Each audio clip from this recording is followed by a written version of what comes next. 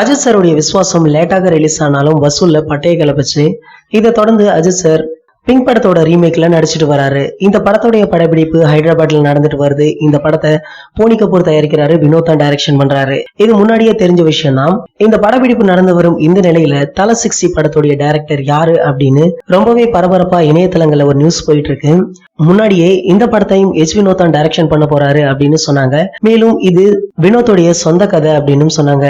ஆனா தற்போது இந்த லிஸ்ட்ல இன்னும் 3 டைரக்டர் இணைஞ்சிருக்காங்க. அவங்க எல்லாம் யார் யார் அப்படின்றதையும் இவங்க 4 பேர்ல யார் இயக்க அதிக வாய்ப்பு இருக்கு அப்படின்றதையும் இந்த வீடியோல பார்க்கலாம். திடீர் திருப்பமாக தல 60 படத்தை நம்ம வெங்கட் பிரபு இயக்க அதிக வாய்ப்பு இருப்பதாகவும், இந்த படம் மங்காத்தா 2 அப்படின்னு ஒரு நியூஸ் போயிட்டு இருக்கு. அண்மையில கூட ஒரு பொது நிகழ்ச்சியில கலந்து கொண்ட நம்ம வெங்கட் பிரபுவிடம் ரசிகர்கள் மங்காத்தா 2 எப்ப எடுக்க போறீங்க அப்படின்னு கேட்டாங்க. அதுக்கு நம்ம வெங்கட் பிரபு என்ன சொல்லியிருக்காரு அப்படின்னா, அஜித் சாருடன் கண்டிப்பாக இன்னொரு படம் பண்ணுவேன், ஆனா அது மங்காத்தா 2 இருக்குமா அப்படின்றது தெரியல, ஆனா கண்டிப்பாக ஒரு படம் பண்ணுவேன், அதுவும் கூடிய விரைவில் அப்படின்னு சொல்லியிருந்தாரு. மேலும் இவர் அஜித் சாருடன் தல 60ல இணைய அதிக வாய்ப்பு கிடையாது, தல 61 அல்லது தல 62ல இணைய வாய்ப்பு இருப்பதாகவும் தெரியுது.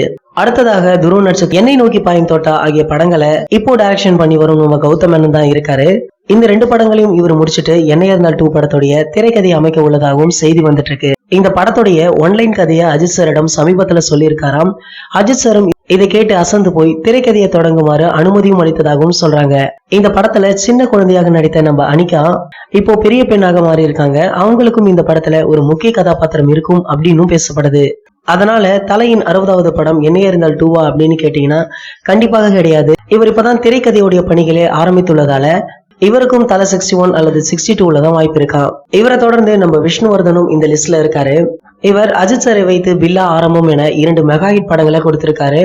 மேலும் பில்லா படம் அஜித் சாருடைய திரைப்பயணத்தை திருப்பி போட்ட படம் அப்படின்னு சொல்லலாம். அதனாலேயே இவர்களது கூட்டணியை ரசிகர்கள் ரொம்பவே விரும்புவாங்க. நம்ம முன்னாடியே பலமுறை பார்த்திருந்தோம், விஷ்ணுவர்தன் அஜித் சாருக்காக வரலாற்று கதை ஒண்ணு ரெடி பண்ணி வச்சிருந்தாரு. மேலும் நம்ம அஜித் சார் அண்மையில ஹைதராபாத்ல ஷூட்டிங்ல ஜாயின் பண்ண போறப்போ பக்கத்து செட்ல மோகன்லாலுடைய மரக்காயர் அப்படின்ற வரலாற்று படத்துடைய படப்பிடிப்பும் நடந்து கொண்டிருந்தது.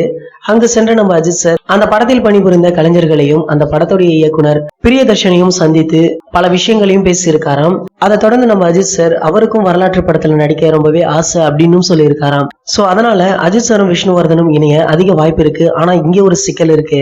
ஏன்னா அஜித் சாருடைய 60வது படத்தை போனி கபூர் தான் தயாரிக்கிறாரு. இவரு தலையின் 59வது படத்தின் ஆரம்பமாகும் போதே 2 படத்துடைய ரிலீஸ் டேட்டையும் அறிவிச்சிட்டாரு.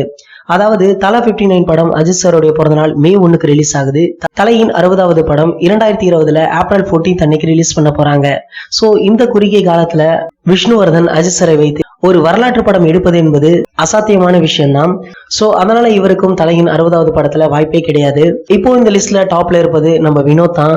மேலும் வினோத் தல 59 படத்தை டைரக்ஷன் பண்றதுக்கு முன்னாடியே நான் ரீமேக் படத்தை டைரக்ஷன் பண்ண மாட்டேன் அப்படின்னு சொல்லிட்டாராம். மேலும் எனக்கு ரீமேக் படம் பண்றதுல ஆர்வம் இல்லை அப்படின்னும் என்னிடம் சொந்த கதை இருக்கிறது அப்படின்னு சொல்லியிருக்காரு.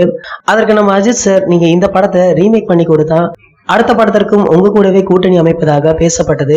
அதனாலதான் நம்ம வினோத் இந்த ரீமேக் படத்திலே இணைஞ்சாரு அப்படின்னு சொல்றாங்க. சோ அதனால தல 60 படத்தை வினோத்துடைய டைரக்ஷன்ல தான் உருவாக போகுது. மேலும் ஒரு சில நாட்களுக்கு முன் தல 60 படத்தை பற்றி இந்த படத்துடைய தயாரிப்பாளர் போனி கபூர் கூட ஒரு சில தகவல்களை கூறியிருந்தாரு. இந்த படம் தல ரசிகர்கள் விரும்பும்படி ரொம்பவே கலர்ஃபுல்லா பக்கா கமர்ஷியல் படமாக இருக்கும் அப்படின்னு சொல்லியிருந்தாரு. தல 60 படத்தை யார் டைரக்ஷன் பண்ணா நல்லா இருக்கும் அப்படின்ற உங்களுடைய கருத்துக்களை கீழே உள்ள கமெண்ட் செக்ஷன்ல எங்க கூட ஷேர் பண்ணிக்கோங்க. இந்த வீடியோ பிடிச்சிருந்தா லைக், ஷேர், மறக்காம நம்ம சேனலை சப்ஸ்கிரைப் பண்ணு. மேலும் அப்டேட் மிஸ் பண்ணாம பார்க்க பக்கத்தில் உள்ள பெல் ஐக்கானை கிளிக் பண்ணுங்க.